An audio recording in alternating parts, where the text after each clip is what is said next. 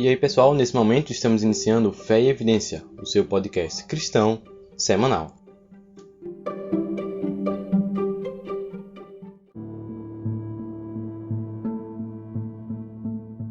E nesse momento, antes de iniciarmos, vamos fazer uma oração. Oremos.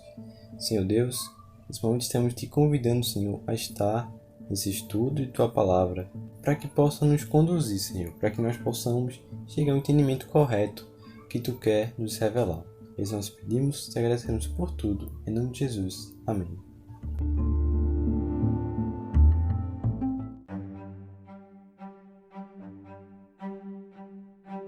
E esse podcast tem como título Quando Tudo Falha. Nós vamos abordar basicamente a questão do sofrimento.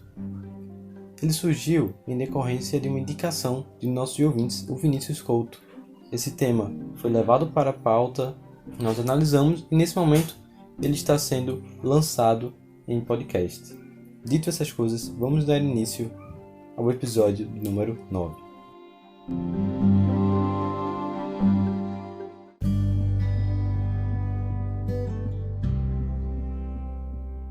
Bem, dificuldade, dor e sofrimento são palavras comuns aos seres humanos. E ao abordar a questão do sofrimento, é necessário, inicialmente, analisarmos sua origem. Então, nesse momento, vamos tratar do início do problema do sofrimento. O primeiro ponto é que o sofrimento ele teve uma origem. Ele surgiu após o pecado.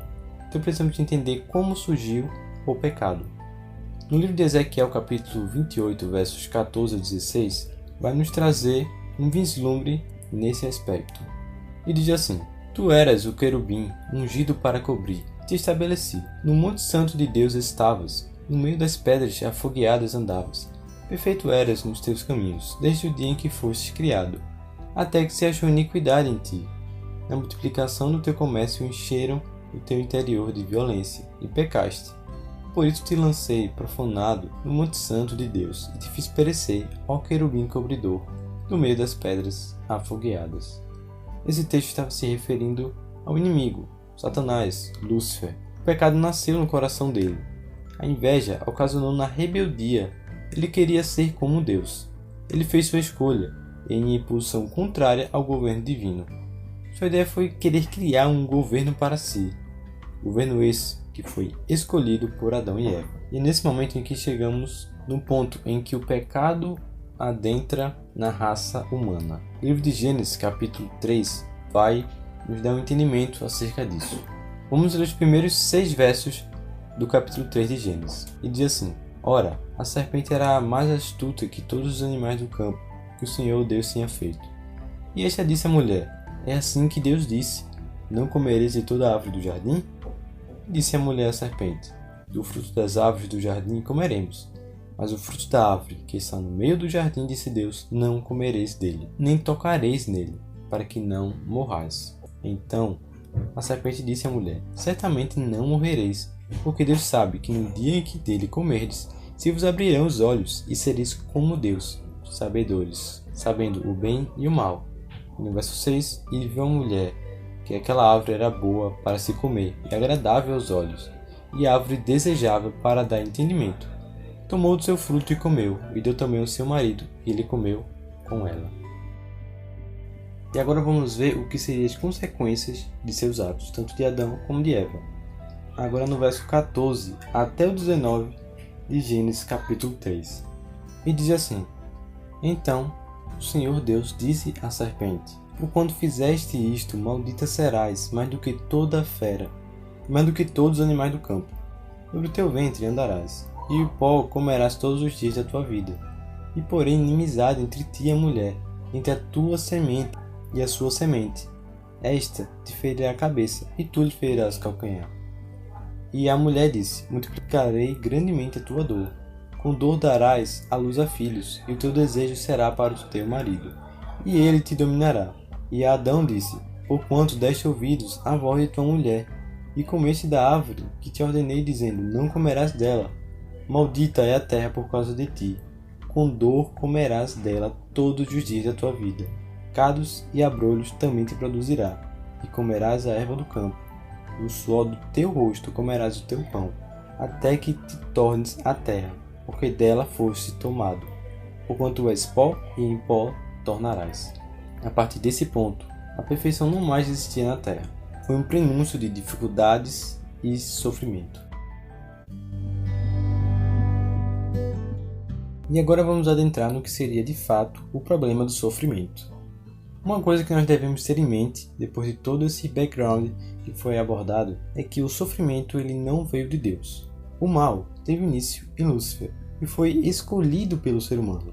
Além disso, a grande questão em relação ao tema do sofrimento é conciliar a questão da bondade divina e também a sua soberania. Interessante a razão disso a partir de uma versão do enunciado clássico do problema do mal, atribuída a Epicuro, por Lactâncio, que foi um famoso apologista cristão que viveu aproximadamente ali entre 260 e 320 d.C. Segundo o enunciado de Lactâncio, Epicuro enumerou 4 cenários teológicos do problema do mal e suas respectivas implicações. Primeiro, Deus ele quer eliminar o mal, mas ele não pode, logo Deus é fraco. O segundo, Deus ele é capaz de eliminar o mal, mas ele não quer eliminá-lo, então Deus é mau. O terceiro, Deus não quer nem é capaz de eliminar o mal, então Deus é fraco e mau. E o quarto, Deus ele quer e é capaz de eliminar o mal, então Deus é bom e poderoso. De todos esses cenários apresentados, apenas o quarto é compatível com a crença cristã. Mas veja bem, eu acredito que o entendimento do livre-arbítrio pode clarear um pouco mais nessa discussão. Pense comigo, o ser humano ele possui uma natureza pecaminosa. Logo, é natural o ser humano praticar o erro. Pois bem, sob a influência do pecado, as coisas ruins acontecem, tendo o ser humano como meio para tal. Assim, Deus ele tem o poder de infringir no livre-arbítrio do ser humano, fazendo com que somente as coisas boas sejam realizadas. Porém, ele decide não infringir, pois ele nos dá a liberdade de escolhermos nossos atos. Logo, Deus ele não dá um fim, ou pelo menos por enquanto, ao mal, pois ele decide não influenciar no livre-arbítrio do ser humano, que, por ter a natureza pecaminosa, escolhe naturalmente o mal. Agora vejam só, Deus ele não fica totalmente omisso a esse problema do sofrimento, pois ele pode usar situações aparentemente ruins para nos ensinar algo, e é justamente sobre isso que nós vamos estudar. Eu gostaria de utilizar nesse momento a analogia do deserto. Primeiramente vamos pensar, o que é deserto? Bem, deserto é uma região com índices pluviométricos baixos. Ele possui baixa umidade, é seco e normalmente há um baixo desenvolvimento de vegetação. Na maioria dos desertos, a temperatura costuma ser muito alta durante o dia e muito baixa durante a noite, o que torna difícil a vida tanto de seres humanos como também de animais. Ou seja, são locais que suportam pouco a vida. E o deserto é a perfeita analogia da vida espiritual do cristão, onde desertos estão se referindo a situações difíceis. Na Bíblia nós temos inúmeras referências sobre desertos. Vamos ver algumas. Livro de Números, capítulo 1, verso 1, apresenta a expressão "Falou mais o Senhor a Moisés no deserto". Ainda no livro de Números, mas no capítulo 9, no verso 1, também tem a expressão "Falou o Senhor a Moisés no deserto do Sinai". E também em Oséias, capítulo 2, verso 14, quando diz: "Portanto, eis que a atrairei e a levarei para o deserto e lhe falarei ao coração". Falou o Senhor no deserto. Essa expressão se repete muitas vezes na Bíblia. No original, da Be Yavé Madbidbar. Falou o Senhor no deserto. Mas o que tem de tão interessante nessa frase? É importante a gente analisar as duas palavras, falou e deserto. Ambas possuem a mesma raiz no original, que seriam as 3 letras hebraicas, Dalet, Bet e Resh. Ou seja, qual é a primeira lição? Deus, ele fala no deserto, e é no deserto que Deus nos encontra. O povo de Israel foi levado ao deserto para aprenderem. No livro de Oséias, que retrata a Deus fazendo com que o povo se volte para ele, também há a menção do deserto. Estamos negligenciando tanto a Deus, que nosso egoísmo só faz com que o busquemos no deserto, ou seja, nas dificuldades. A Bíblia possui vários exemplos de Deus atuando no meio do seu povo. sob o plano de fundo do deserto, como eu falei. Mas eu gostaria de destacar uma narrativa em especial, que se encontra lá em 1 Reis, capítulo 19. Vamos analisar inicialmente os versos 4 até o verso 10. E diz assim: Ele, ou seja, Elias, porém foi ao deserto, caminho de um dia, e foi sentar-se debaixo de um zimbro, e pediu para si a morte. E disse: Já basta, ó Senhor, toma agora minha vida, pois não sou melhor do que meus pais. E deitou-se e dormiu debaixo do zimbro. Eis que então um anjo o tocou e lhe disse: Levanta-te e come. E olhou, e eis que à sua cabeceira estava um pão cozido sobre as brasas e uma botija de água. E comeu e bebeu e tornou a deitar-se.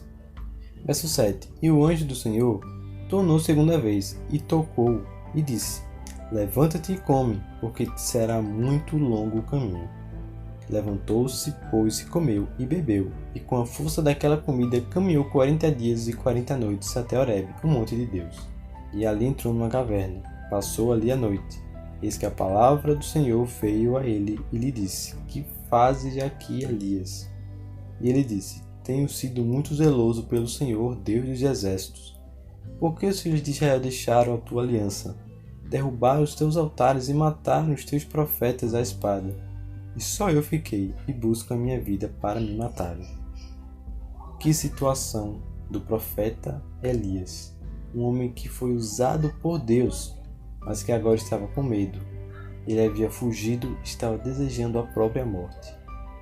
Isso que aconteceu com Elias acontece com nós ainda hoje. O sofrimento, a tristeza, a solidão, um forte desejo para que tudo isso acabe logo. A morte se torna não mais um absurdo, mas parece que se apresenta como uma escapatória. É um imenso sentimento de insignificância que invade a mente. Será que eu faço diferença? Será que alguém se importa comigo? São perguntas costumeiras que fazemos em momentos de dificuldades, em momentos de tristeza.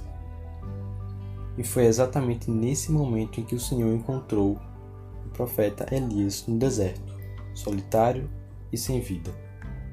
Vamos agora para o verso 11, e diz assim: E Deus lhe disse: Sai para fora e põe-te neste monte perante o Senhor. Eis que passava o Senhor, como também um grande e forte vento, que fendia os montes, e quebrava as penhas diante do Senhor. Porém o Senhor não estava no vento. Depois do vento, um terremoto.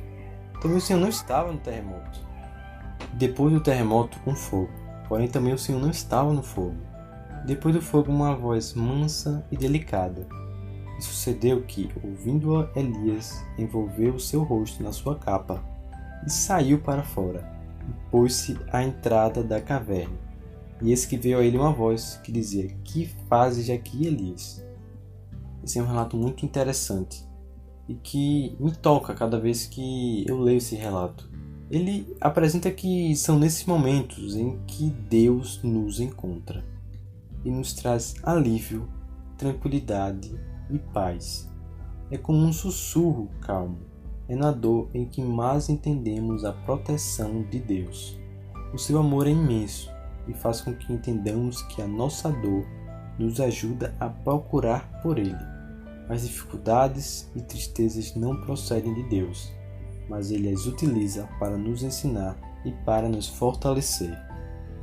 Eu gostaria de finalizar esse episódio lendo os versos 7 a 10 de 2 Coríntios capítulo 12. O apóstolo Paulo diz assim: E, para que não me exaltasse, pela excelência das revelações, foi-me dado um espinho na carne, a saber, um mensageiro de Satanás, para me esbofetear, a fim de não me exaltar, acerca do qual 3 vezes orei ao Senhor para que se desviasse de mim. E disse-me: A minha graça te basta, porque o meu poder se aperfeiçoa na fraqueza. De boa vontade, pois me gloriarei nas minhas fraquezas, para que em mim habite o poder de Cristo. No verso 10. Por isso sinto prazer nas fraquezas, nas injúrias, nas necessidades, nas perseguições, nas angústias por amor de Cristo. Porque quando estou fraco, então sou forte. O sofrimento, a morte, a desolação, o mal. Por fim, o espinho dói, machuca, traz desespero, traz uma tristeza imensa, mas a esperança é que Cristo nos dá o alívio. Essa é a nossa esperança, que em meio a situações desesperadoras, situações em que não dá para ver a luz no fim do túnel, Deus, ele aparece no momento certo. Deus utiliza essas situações para estar mais próximo de cada um de nós. O ser humano é egoísta, só procura Deus na tristeza, na dor, na destruição. Dói muito para Deus ter que sofrer ao ver o seu filho sofrendo, mas Deus ele utiliza o mal, utiliza a tristeza que foi trazida por Satanás para fazer com que a gente possa estar mais próximos dele, para fazer com que cresçamos e, acima de tudo, para nos mostrar que há sim esperança.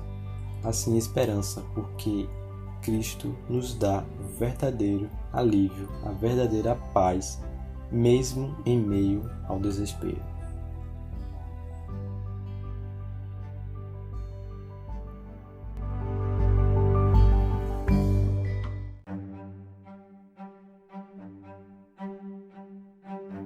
E é isso aí, pessoal, esse foi mais um episódio do Fé e Evidência, no episódio número 9. Você já sabe, você pode encontrar nas diversas plataformas, YouTube, Spotify, Anchor. Você pode encontrar pelo título Fé e Evidência. Se você gostou, compartilhe para que mais e mais pessoas possam conhecer o nosso trabalho. E é isso aí, pessoal, nos encontramos semana que vem. Até a próxima!